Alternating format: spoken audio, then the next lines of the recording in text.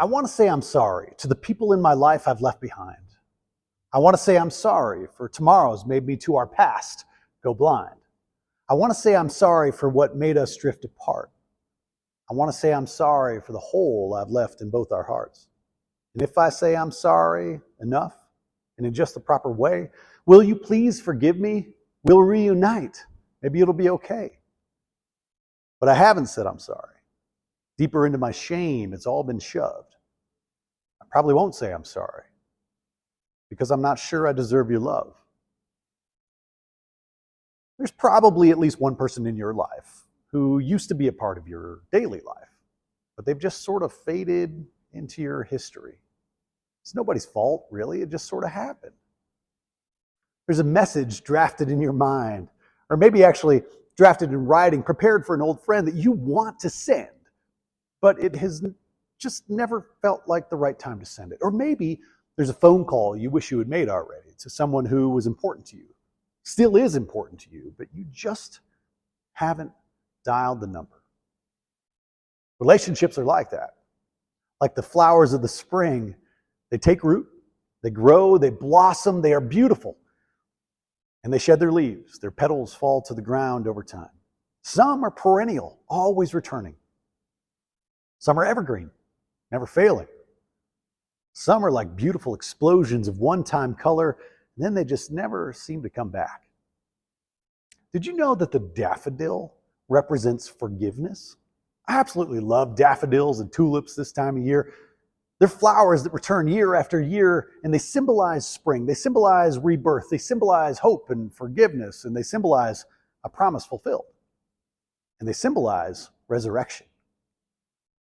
By the way, before I go on and on about flowers, welcome to Between, the most open church on earth.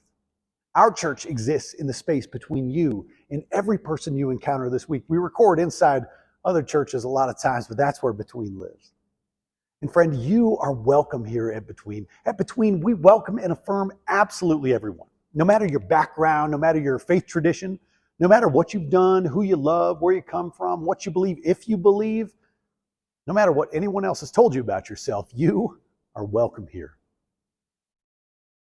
This time of year, of course, we celebrate promises fulfilled.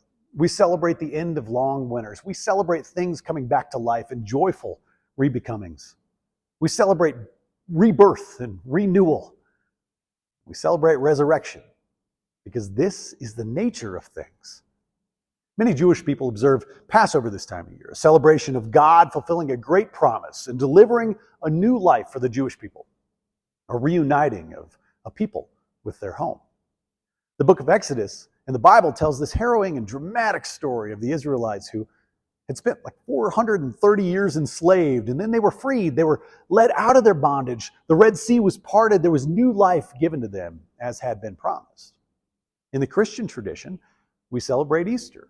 The gospel stories tell of Jesus being resurrected after an unjust persecution and execution. He is risen from the tomb, reborn into new divine life. It seems we humans and our spiritual ancestors are just like the daffodils and the tulips. Our faith traditions all remind us that all things can be reborn. There is hope even in the darkest days. But no resurrection happens without the hard stuff, without the death of ego or the epic journey of reconciliation. I opened this message today with a short poem I had written. It's a poem about apologizing, about reconciling, about the effort of the heart and soul that is required to resurrect past relationships. I don't often have the strength to make that effort, if I'm being honest. That's what that poem is really about. My struggles with reconciling the relationships in my past. But I think we're called to try.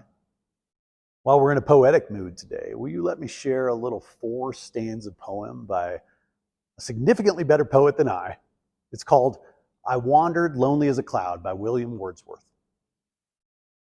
I wandered lonely as a cloud that floats on high o'er vales and hills, when all at once I saw a crowd, a host of golden daffodils, beside the lake beneath the trees fluttering in the dancing breeze. Continuous as the stars that shine and twinkle on the Milky Way, they stretched in never-ending line along the margin of a bay. 10,000 Saw I at a glance, tossing their heads in sprightly dance, the waves beside them danced. But they outdid the sparkling waves in glee. A poet could not but be gay in such a jocund company. I gazed and gazed, but little thought what wealth the show to me had brought. For oft, when on my couch I lie, in vacant or in pensive mood, they flash upon that inward eye, which is the bliss of solitude. And then my heart with pleasure fills and dances with the daffodils. If you find yourself lying on your couch in a pensive mood like Wordsworth was, I hope the face of a loved one from your past flashes in front of you. I hope an old memory of a relationship that has waned flashes upon your inward eye like a bright field of daffodils. And I hope you reach out to them. I hope you'll seek or offer forgiveness if it's necessary. I hope you'll find that the nature of things is that they all eventually heal. They all eventually resurrect themselves in new and beautiful ways. And if perhaps they're beyond reaching out to right now, I hope you savor the warm and bright memory they've given you, because those memories are everlasting. Those memories are eternal. Those memories we carry of the people who have crossed our life's path can return year after year like God's promise to each of us. Will you join me in prayer?